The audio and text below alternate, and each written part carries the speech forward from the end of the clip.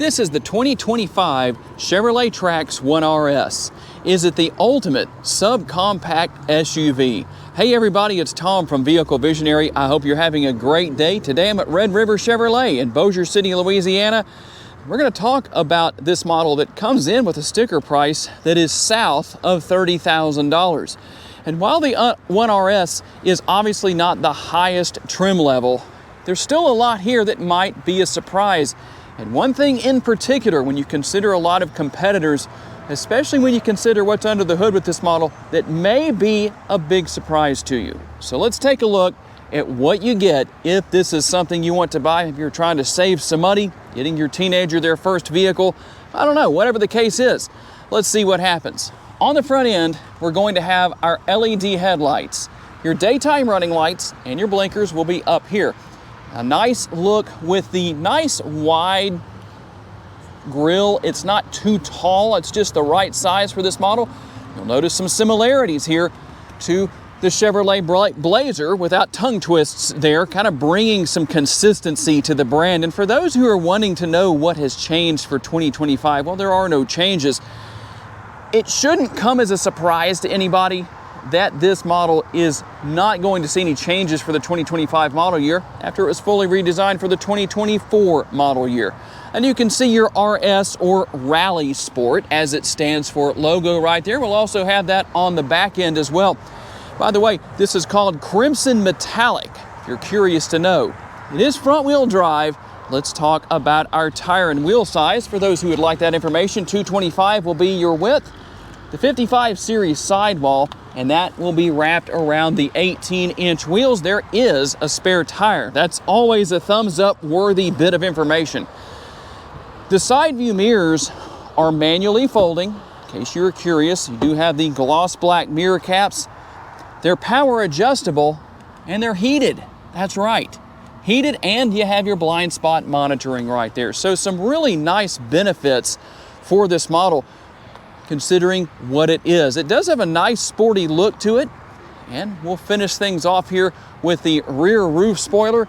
Just kind of makes it look sporty. That's not only there for the nice look, but it also channels air over that back window right there, so that as you're driving down the road, it helps to keep the window clean. But when it's dirty, obviously, you can run your windshield or your rear window wiper right there to clean things off, help that out when it rains as well.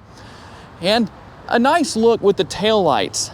Not too small, not too big, but they don't just have that plain look, just something that really sets things off back here. You're gonna have your black bow ties. We already saw what was on the front with the black bow tie. Same thing on the rear. And there is that second RS logo that I mentioned earlier in the video. Now, I'm not gonna hold you in suspense for too long. I'm gonna tell you what that one specific thing is that might be a big surprise. Under the hood is the 1.2 liter 3-cylinder engine, and I know a lot of people are going to cringe over that. This isn't meant to be a hot rod. It also is going to give you some good gas mileage because it doesn't make a ton of horsepower and torque. It is specific for certain people. Not everybody necessarily wants something like this, but you know what? Not everybody wants to spend a ridiculous amount of money. They don't need a ton of horsepower. If you drive these correctly, these engines will last a very long time. That means you don't have to push them real hard.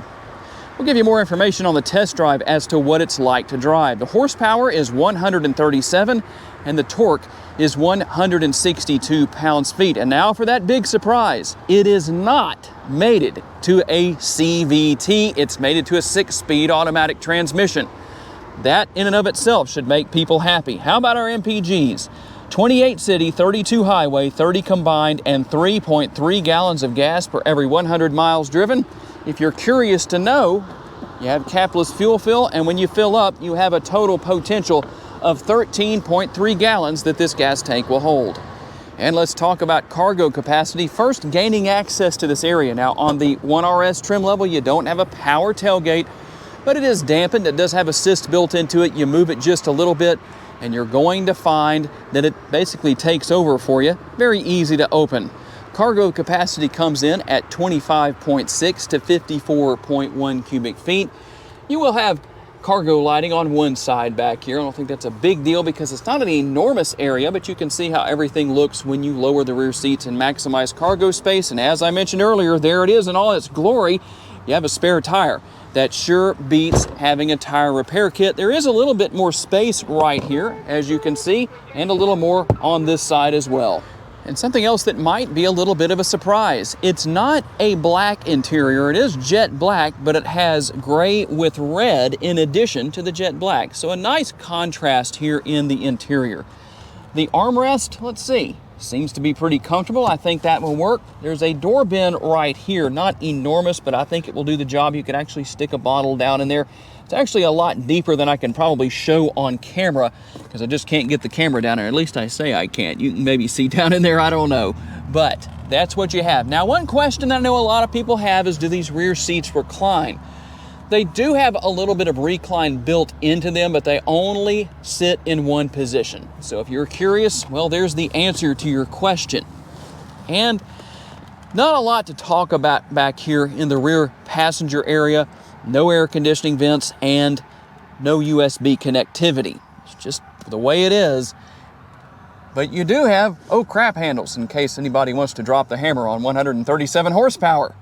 And something we haven't covered yet, here is your remote. Now it is a combination of a remote for locking and unlocking the vehicle, hitting your remote start right there, and your panic button. But it does have a key. So a little bit of an old school sort of feel here for those of you who might want the keys. That always reminds me of a switch key, as I like to say.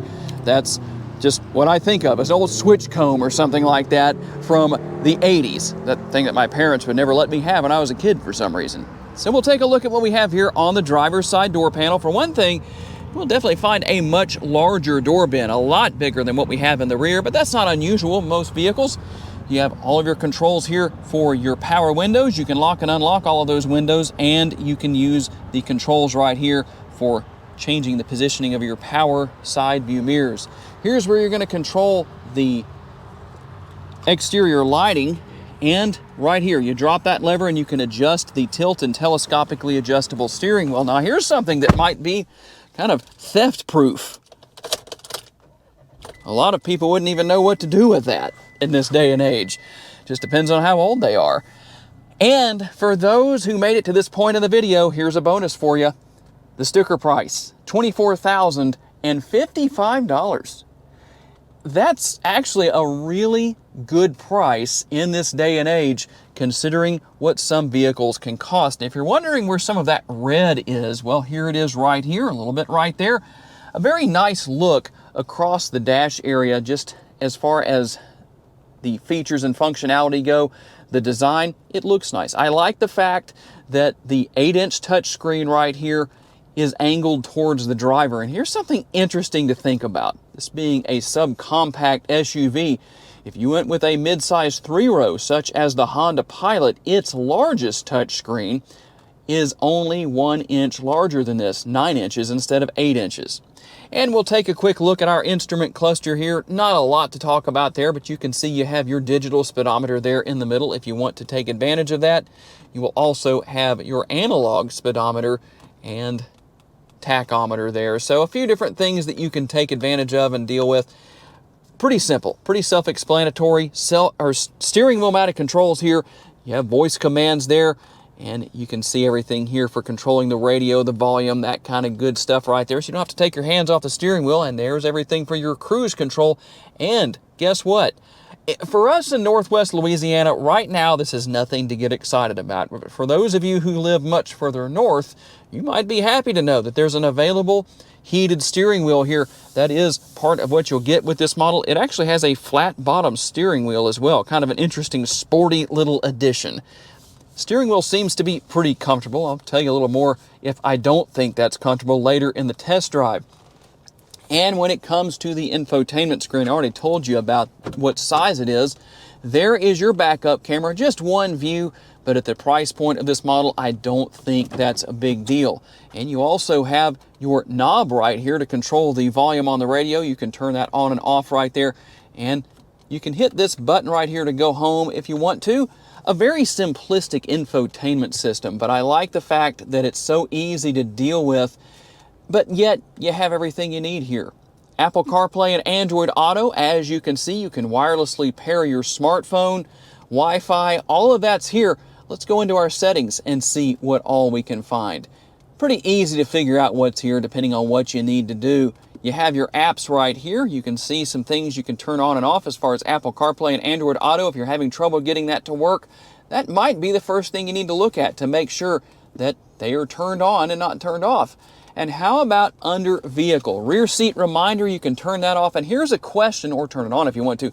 Here's a question that I know a lot of you want to know about. The safety features. Besides all of the airbags that this model has all over the interior, you have your forward collision system, front pedestrian detection, lane change alert, park assist, rear camera, park assist symbols, and you also have your rear traffic alert. So if you were curious about that, there you go. And you can see what else is here. Comfort and convenience, lighting, power door locks. Pretty simple to figure out. There's not a lot going on here. So for those who maybe want a minimalistic amount of technology, this is not a bad thing. This is a good option here. Single zone climate control, pretty easy to deal with. So you're going to control your temperature right here, fan speed here, and direction of airflow right here as well. And a surprise that may also be here on this trim level, being that this is the 1RS, heated seats for the driver and the passenger. Now, both are manually adjustable, but again, that shouldn't be a surprise here on this trim level. So we're also going to have a USB option right here and a 12-volt power outlet. Here's your shifter, pretty easy to deal with. Reverse, neutral, drive, and low right there. So if you're wondering about what that means that if you go into low and say low traction situation, it stays in first gear, but it still gives you all the available horsepower and torque. And right here you can turn on or off your auto stop start system, and your lane keeping assist is right there as well. Pretty easy to deal with. And you can actually change gears manually via the control right here if you want to do that. Maybe give yourself a little bit more of a sporty driving experience. There's your power parking brake, your cup holders, a little bit of space in front of the center console. The one thing that is the pros and the cons here. The pro is that I think the center console sits at a good height. I just wish that it was a little further forward because it would just be more comfortable. My hand's going to be hanging off right there if I was on a long road trip in one of these Traxes, but not necessarily a big deal.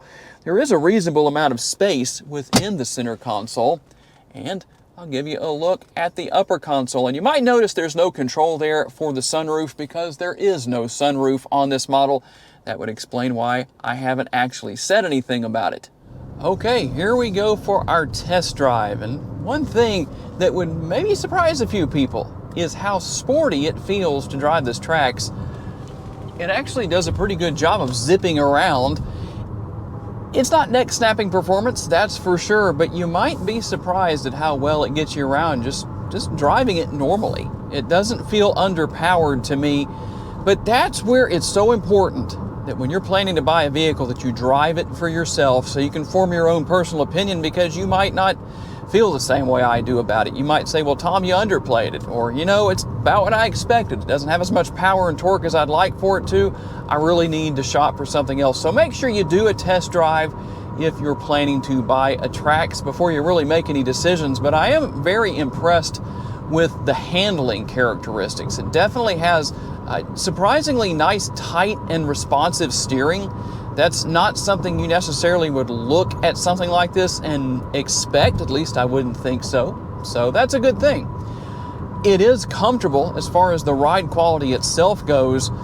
You might expect a little bit of a jarring ride, but based on what I've experienced so far, that definitely does not seem to be the case. Now, I haven't driven it on every single type of road that I potentially could. We're not going to do a super long test drive today, but for what I've experienced so far, it seems to do just fine. And as far as the controls, the technology, all of that here is very easy to learn. So say you're that person who has never had this kind of technology in your vehicle before, and you're saying, Tom, I'm really nervous about having to learn that touch screen and all the other things that are there. Well, for one thing, the technology here is actually very minimalized, just as I said earlier in the video, so you're really not dealing with as much technology as you will with other vehicles. And so if you're that person, this is a really good option when it comes to just having enough, but not too much. But at the same time, I feel very confident in saying you could learn it very easily by just hunting and pecking your way around. At least that's how I see it. I mean, we've all had to do it at some point or another, and I feel like if I could do it that way, anybody can do it that way. So not a big deal, very simplistic. The gas pedal is very responsive. One little trick when it comes to driving a turbocharged engine, having a turbocharged engine like this under the hood of your vehicle, is that you really want to more ease into the gas pedal than you want to just drop the pedal to the floor. When you ease into it, it tends to be more responsive. Just as I'm doing right now, it's getting down the road with absolutely no problem, getting up to speed. I'm not even at quarter throttle, just kind of eased into it. It didn't take me very long to get to 60 miles an hour right there. I don't know how many seconds it was. It was probably 6 or 7 seconds, maybe something like that. Plus I was already rolling. So you have to factor that in. But that's the situation here. The brake pedal as well. I love it when I hop into a vehicle and I don't have to worry about an overly aggressive brake pedal. I don't have to learn to use it, so to speak. I get in, I drive, it's no problem. I'm not brake checking anybody or hitting the brakes harder than I intend to. Everything here seems to be very well balanced. One other thing that I do want to say that I can't really show you is the fact that we have that small rear window back there, but yet it still seems to be pretty easy to see out of. That sloped line back there on the roof maybe makes a small difference, but I wouldn't say it makes a big difference. Not very difficult to see out of. A pretty enjoyable vehicle to drive, that's for sure, especially if you live in a really big city and you deal with tight parking, a lot of traffic, a lot of congestion. This is a zippy little vehicle, easy to maneuver around. Really good for a situation like that. Okay, tell me what you think about the 2025 Chevrolet Trax 1RS. Is it the ultimate subcompact SUV? Curious to know what your thoughts are. What do you think's missing? Now keep in mind, this is not the top trim level, so some of what you might be interested in could be available on higher trim levels. I'll try to get to those as I can throughout the next few months as they become available here at Red River Chevrolet. So I do want to say a special thanks to my friends at Red River Chevrolet for loaning me this Trax for the day, and a special thanks to each and every one of you for being kind enough to give me the opportunity to give you a vision for your next vehicle. If you enjoyed this video, please be sure to hit the like button. That helps me out a lot. Make sure to share this video if you enjoyed it. And if you haven't subscribed just yet, please be sure to do that. That way you don't miss any future videos. If you would like to learn about additional vehicles you may wish to consider purchasing, check out the video that's on the screen right now, and I'll see you there.